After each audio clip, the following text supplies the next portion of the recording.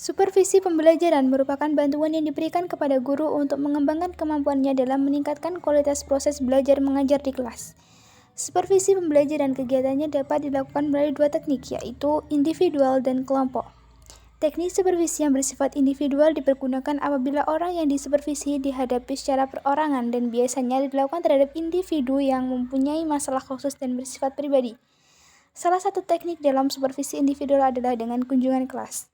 Kunjungan kelas merupakan salah satu alternatif kegiatan supervisi yang dilakukan oleh supervisor untuk memperoleh data tentang keadaan sebenarnya mengenai kemampuan dan keterampilan guru dalam mengajar. Dengan data dan informasi tersebut, di antara guru dan supervisor akan terjadi perbincangan tentang kesulitan-kesulitan yang dihadapi guru untuk kemudian mencari alternatif pemecahannya dengan baik. Jenis supervisi klinis individual kunjungan kelas yang terjadi kali ini adalah atas undangan dari guru yang mengalami kesulitan dalam proses pembelajaran. Bu Naida sedang mengalami kesulitan dalam proses pembelajaran di kelas dan hendak menyampaikannya kepada Bu Amanda sebagai kepala sekolah untuk meminta bimbingan lebih lanjut mengenai permasalahannya.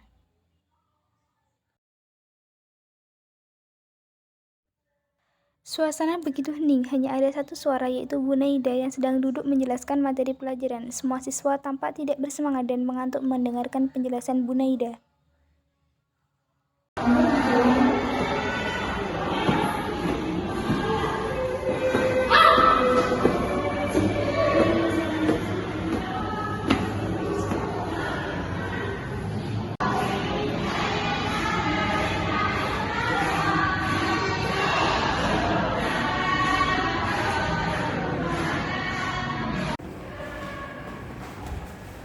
Assalamualaikum warahmatullahi wabarakatuh. Waalaikumsalam warahmatullahi wabarakatuh. Selamat pagi anak-anak, bagaimana kabar kalian semua? Pagi Bu, baik. Baiklah, di sini saya akan menjelaskan tentang rukun sholat. Nah, rukun sholat itu ada beberapa rukun. Yang pertama yaitu ada niat. Terus yang kedua itu ada takbiratul ihram. Yang ketiga berdiri bagi yang mampu. Dan yang keempat ada membaca surat Al-Fatihah. Yang kelima itu ada ruku dan tumanna. Yang keenam i'tidal. Yang ketujuh ada sujud. Nah, itu bisa kalian lakukan untuk dipraktikkan juga ya. Rizky, jangan tidur di kelas ya. Nah, kelas ini tempatnya belajar bukan tidur. Ya Bu, ngaku.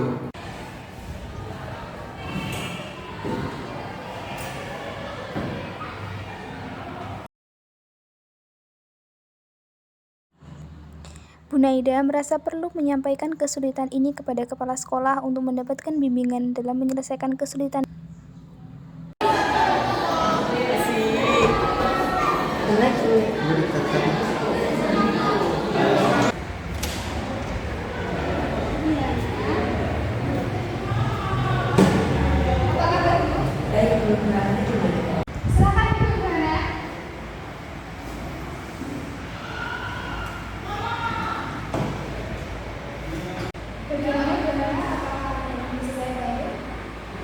Jadi begini Bu, saya mengalami permasalahan dalam pembelajaran di kelas.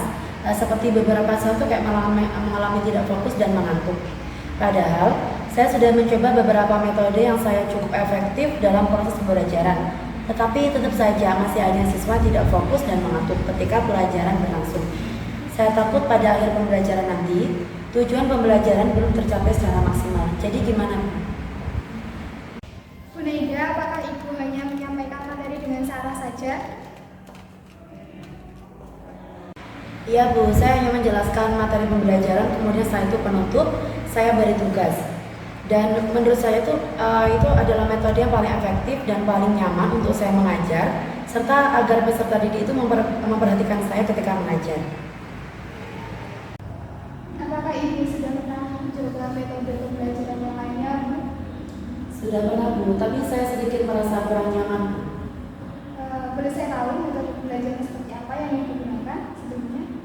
Saya pernah menerapkan dua metode Bu, yaitu metode proyek sama metode teknologi. Boleh saya tahu di mana letak ketidaknyamanan itu ketika menerapkan metode tersebut? Kalau metode berbasis proyek yang saya takut akan membebani siswa, karena siswa harus melakukan berbagai praktik dalam pembelajaran dan tidak mendapatkan materi secara penuh dari saya.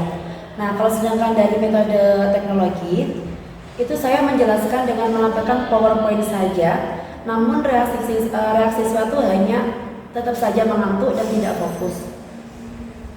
Itu bagaimana ya, Bu? Seperti itu ya, Bu. Jadi kalau menurut saya metode ceramah yang diterapkan Ibu dalam pembelajaran seperti yang Ibu jelaskan kepada saya itu kalau diterapkan di era saat ini dengan kondisi siswa yang saat ini mungkin akan membosankan di kelas. Jadi saran saya Ibu bisa menggunakan metode pembelajaran lain seperti yang Ibu gunakan sebelumnya ataupun kolaborasi antara kedua metode tersebut. Nah, mungkin dengan kolaborasi kedua metode tersebut, kelas akan kembali hidup dan siswa akan kembali semangat dalam pembelajaran di kelas. Oh, seperti itu ya, Bu. Saya rasa menggunakan kolaborasi metode pembelajaran yang pernah saya gunakan sepertinya akan mengembalikan kelas menjadi hidup. Nah, baik Bu, kalau begitu saya akan mencoba menggunakan metode tersebut. Terima kasih untuk bimbingannya, Bu. Apakah Ibu bersedia untuk hadir di kelas saya untuk melihat proses pembelajaran di kelas, Bu? Oh, seperti itu, Bu. Baiklah, saya akan ikut di kelas untuk mengamati dan melihat bagaimana proses pembelajaran di kelas. Untuk jadwal mata pelajaran pendidikan agama Islam sendiri itu bagaimana ya, Bu? Oh iya, Bu. Ibu besok bisa hadir pada kelas ATMPHB di jam 10.20 ya, Bu? Jam 10.20. Oke, saya bisa hadir. Baik, Bu. Terima kasih ya, Bu. Ya sudah, saya akan melanjutkan pelajaran ke kelas selanjutnya. Iya, Bu Hana, silakan.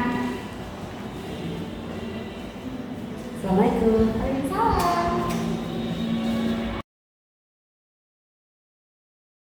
Dari pelaksanaan supervisi.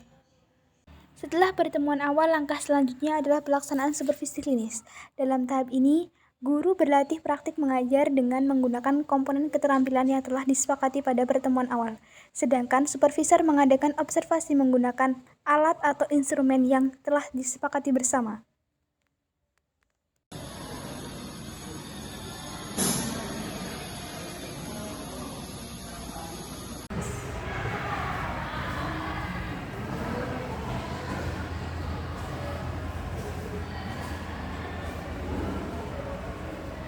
Assalamualaikum warahmatullahi wabarakatuh.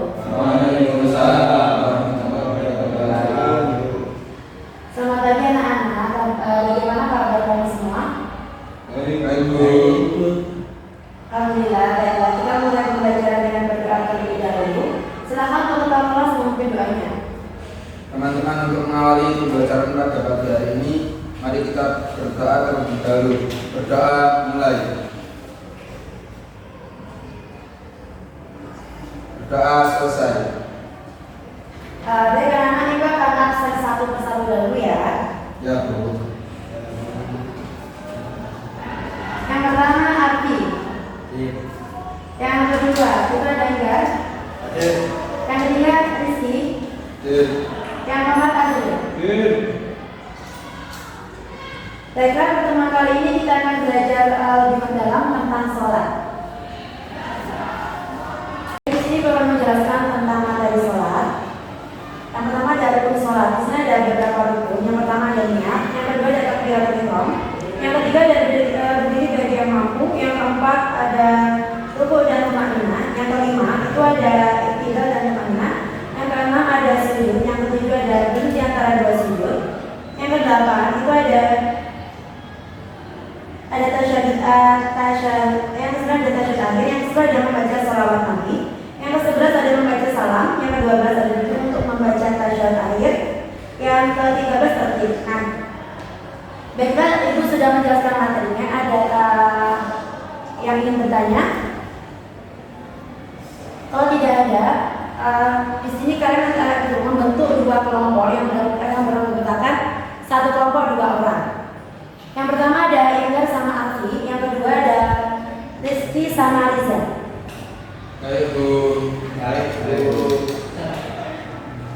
Jadi kalau sudah siap kelompok mendiskusikan lebih dahulu tentang rukun sholat dan dua hal yang merupakan sholat, kemudian mempraktekannya ke depan.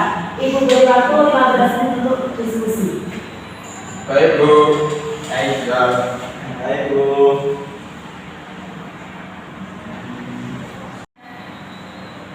Baiklah, kalau sudah semua diskusinya, Sudah Bu. Sudah Bu. kalau sudah silakan satu kelompok maju perwakilan satu anak. Baik Bu. Nah.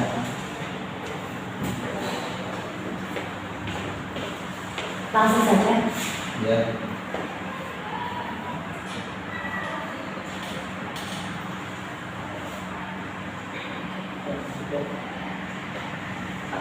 Ini agak menunggu ya. Ya Bu. Iya Bu.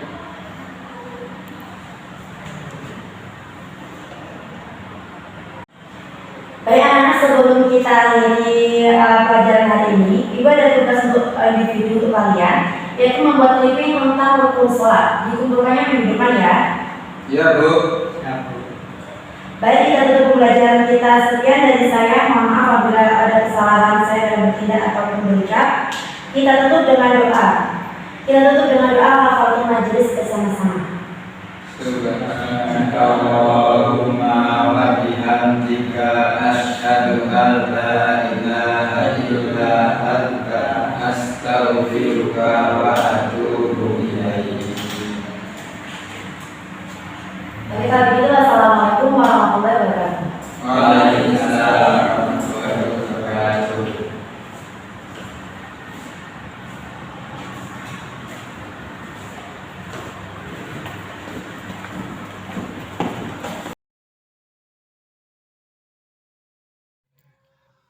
Pertemuan akhir. Berbeda dengan pertemuan awal yang dapat dilangsungkan beberapa jam, sehari atau lebih awal sebelum kegiatan mengajar berlangsung, pertemuan akhir harus segera dilangsungkan sesudah kegiatan mengajar selesai. Pertemuan terakhir ini merupakan diskusi umpan balik antara supervisor dengan guru yang dilaksanakan dengan suasana akrab dan terbuka tanpa ada rasa menilai dan mengadili.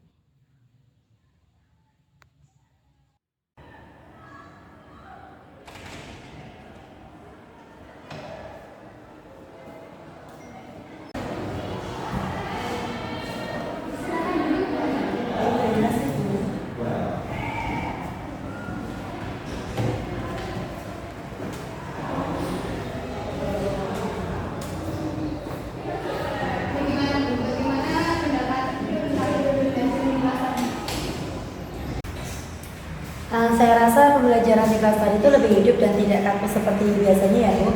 Anak-anak juga lebih antusias kayak belajar, terutama ketika dimintai praktik ke depan. Tidak ada yang mengantuk. Saya rasa ini metode yang tepat untuk melakukan proses pembelajaran. Bagaimana menurut Bu Amanda?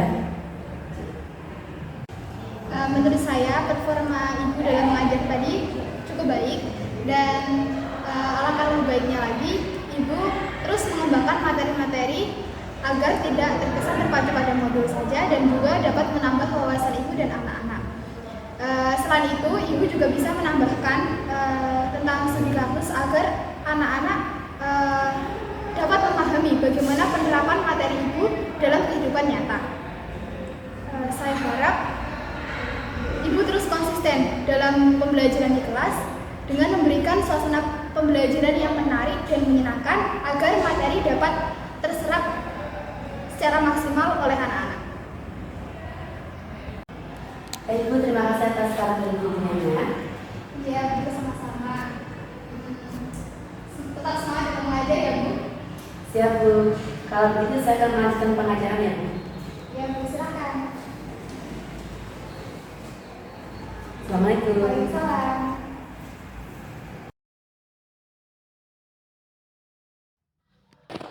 Dalam peristiwa ini telah tercapai tujuan dari supervisi, yang mana tujuan supervisi adalah memperkembangkan situasi belajar dan mengajar yang lebih baik.